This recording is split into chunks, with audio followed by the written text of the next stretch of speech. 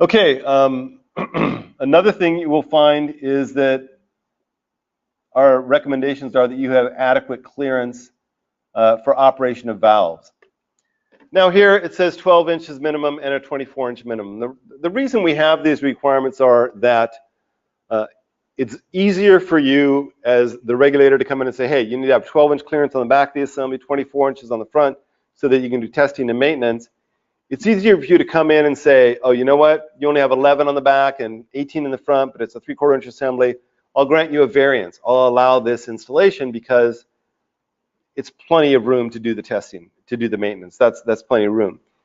If your policy only states you need to have adequate clearance, then the customer comes along and says, well, yeah, I've got adequate clearance. I've got, you know, an inch in the back. I can still fit in there and test the backflow preventer. Well, then you get into more of a difficult situation because you don't have a specific number out there. It's easier to have a 12 and a 24-inch minimum requirement that you allow variance for than to have sort of a vague requirement, you know, adequate clearance. You need adequate clearance because that's something that's arguable. I could argue and say, no, I've got adequate clearance. I can look at this assembly and say, no, I've got adequate clearance here. I could chip out the wood and still put in a fitting and fit my gauge on there and do the test.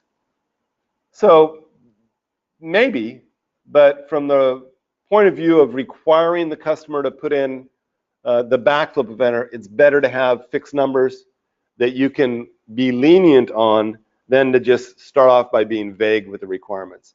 So that's why you'll see in that in the manual we say a minimum of 12 inches, 24 inches in the front, and adequate clearance for the shutoff valves. Some shutoff valves, you have the big wheeled shutoff valves, you may need extra clearance to be able to get in there and turn those valves. So again, clearance, the general concept is we need clearance for testing and maintenance. You need to be able to test the assembly, you need to be able to maintain the assembly. If you don't have the clearance to get in there and do it, that could be a problem.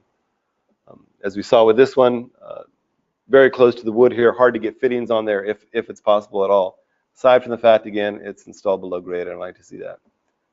Here, okay, this is exactly one of those things. What someone did is they had the test cocks. They actually removed the test cocks and put in these little L's here to let that, and then added the test cocks here, because otherwise you could not get in there and do the test and maintenance. So technically this assembly the approval would be invalidated because they've modified the assembly.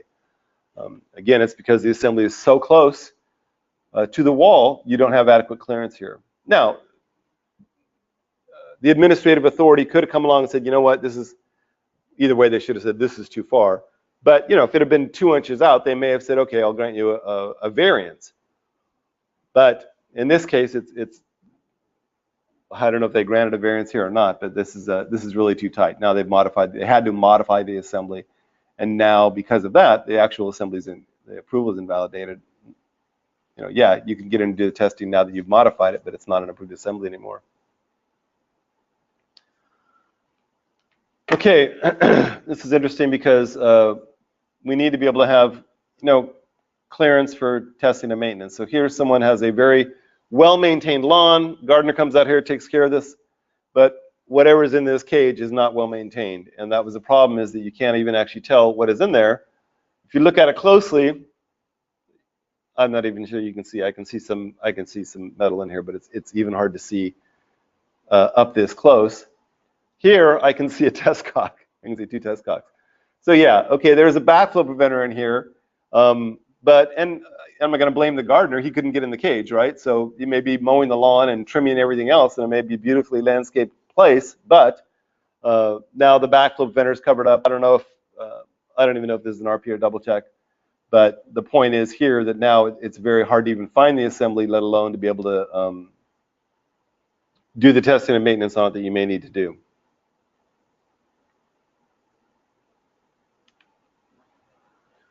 This assembly was probably fine when they originally installed it, but the tree grew up, and now we blocked off the #1 test cock for this assembly. So